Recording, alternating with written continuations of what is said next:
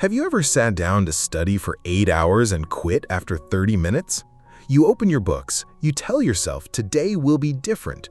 You feel motivated, focused, ready to change your future.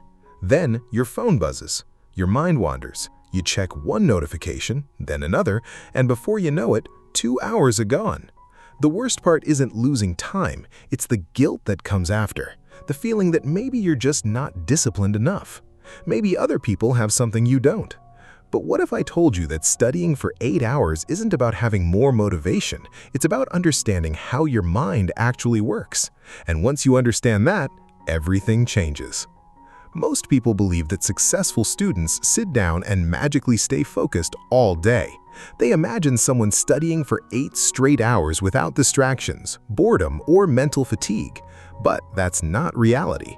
The average person tries to study for a long time using pure willpower, and willpower is like a phone battery. The more you use it, the faster it drains. So what happens? You start strong, then your energy drops, your concentration fades, and eventually your brain starts searching for something easier and more enjoyable. Social media, videos, text messages, anything that gives instant rewards. Then you blame yourself. But the real problem was never laziness. Imagine 2 students, let's call them Alex and Ryan. Alex decides to study for 8 hours. He sits at his desk and tells himself, I won't take breaks. For the first hour, things go well. By hour 2, he feels tired. By hour 3, he's fighting his own thoughts. By hour 4, he's exhausted. Now look at Ryan. Ryan studies differently. He works for 50 minutes, then takes a 10-minute break. He stretches, walks around, drinks water, then comes back refreshed. Hour after hour, he repeats the process. At the end of the day, both students spent 8 hours studying, but Ryan absorbed far more information. Why? Because he worked with his brain instead of against it. The truth is, your brain was never designed for endless focus. It performs best in cycles. Focus, recovery. Focus, recovery. Just like muscles grow through exercise and rest, concentration grows through effort and recovery. Here's something most people never realize. The biggest obstacle to studying isn't distraction, it's resistance. That invisible feeling that makes you want to do literally anything except study. Psychologists call this avoidance behavior. When a task feels difficult, uncertain, or overwhelming, your brain looks for escape routes. Not because you're weak, because your brain is trying to protect you from discomfort. The problem is that growth always lives on the other side of discomfort. Every successful person learns to sit with that feeling instead of running from it. They don't wait until studying feels easy. They begin anyway.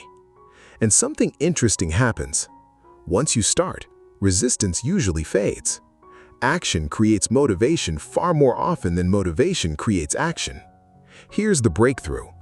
People who study for 8 hours successfully are not superhuman. They are not constantly motivated. They simply stop negotiating with themselves.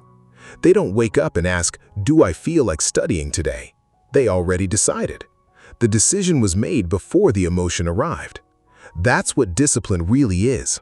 Not forcing yourself to suffer, but removing the debate. When studying becomes a non-negotiable part of your identity, everything changes. If you want to study for 8 hours, start with these simple rules. First, divide your study time into blocks. 50 minutes of focused work, 10 minutes of recovery.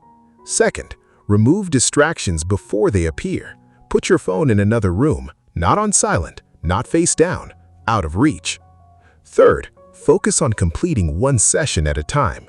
Thinking about 8 hours feels overwhelming. Thinking about 50 minutes feels manageable.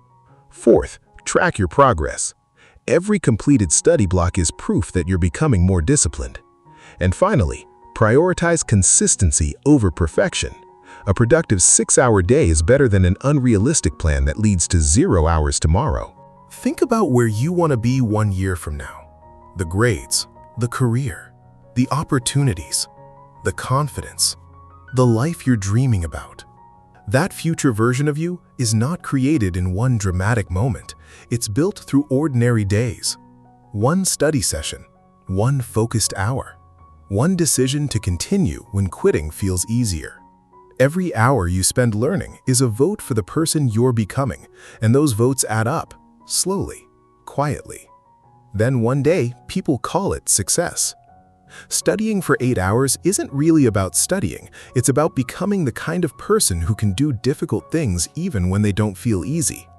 The battle is never between you and the textbook, it's between who you are today and who you could become tomorrow. So, the next time you sit down to study, don't ask yourself if you're motivated, ask yourself who you're becoming. Because every page you read, every distraction you resist, and every hour you stay focused is shaping a future that your current self can only imagine. And that future starts with the next study session.